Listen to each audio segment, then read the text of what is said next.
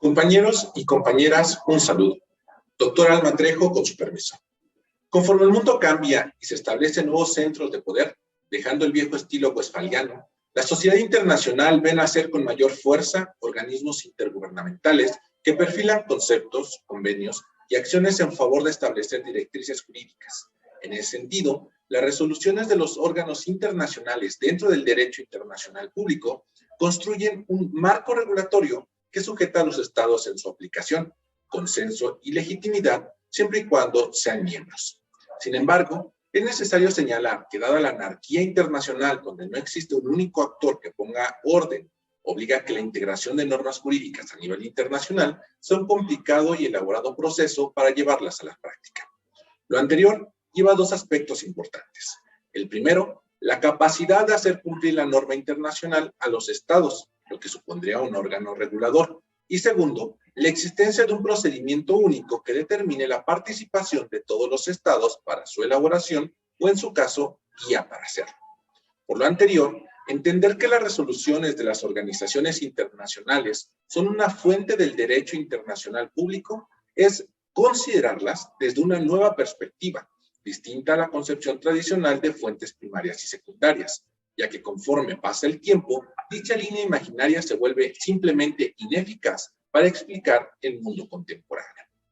En ese sentido, es necesario dejar claro que al señalar a las organizaciones internacionales y a sus resoluciones, primero nos referimos a las instituciones que se encuentran fuera del espectro de un Estado único, sino que uno o más de ellos, es decir, una multiplicidad, ceden facultades a favor de una organización a nivel internacional, lo que actúa independientemente a los intereses de los estados que la constituyeron en lo particular, edificando una nueva entidad política, jurídica, social, administrativa, que está en función de la naturaleza con la que fue creada.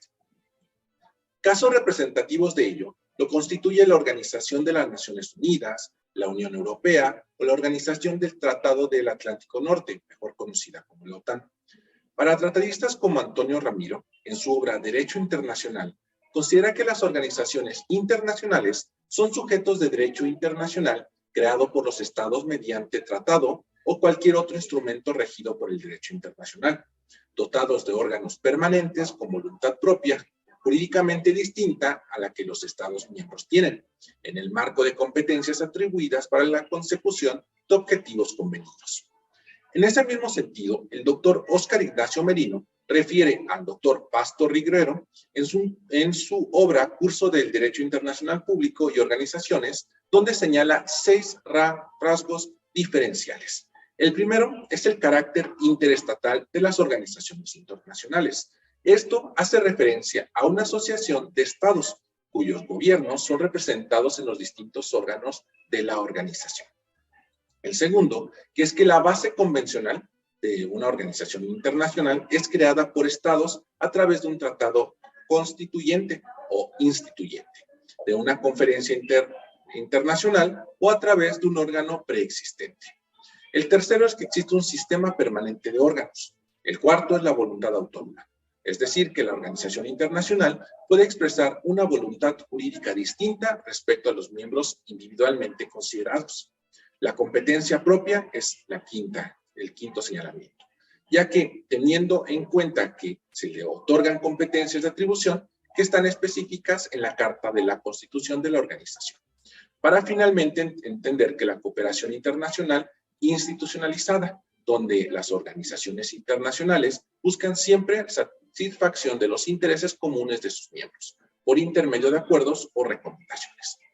En cuanto a las resoluciones emanadas de ellas y por qué son obligatorias, primero hay que definir que indistinto al nombre que se les pueda dar, es decir, ya sean resoluciones, recomendaciones, directivas, declaraciones, entre otros nombres, su esencia radica, a decir del doctor Merino, en ser todo acto emanado de un órgano de una organización internacional, y que para ser obligatorio, el orden legal por el cual la Constitución fue creada debe estar plasmado en su origen. Esto se puede traducir en decir que la institución internacional tiene un doble carácter. Primero, sustentada en el Congreso de Viena para su creación. Y segundo, la facultad para la aplicación de normas a sus miembros que la crearon, En ese sentido, podemos encontrar actos emanados de las organizaciones internacionales que no tienen fuerza vinculante, sino que recalcan aspiraciones, como sería una recomendación o consideración que pudieran ser relativas a alguna conducta, una acción o alguna actividad en específico para algún miembro, ya sea país o sea algún sujeto de derecho internacional. Pero también existen las que son vinculantes jurídicamente. Por ejemplo, el derecho comunitario de la Unión Europea, que delimita las decisiones y acciones que se toman dentro de la misma Unión Europea y que tienen impacto en los países en lo individual, pero que pueden ser observadas a la luz de la diversidad de cada nación, como un aspecto de la profundización misma de la Unión Europea. En conclusión, las organizaciones internacionales van ganando cada día más aceptación y facultades en el orden internacional, donde los Estados-nación han perdido su exclusividad como sujetos del derecho internacional.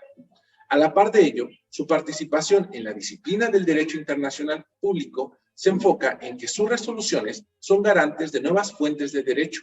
Si bien aún no existe un consenso como tal, en los hechos siguen ganando espacio.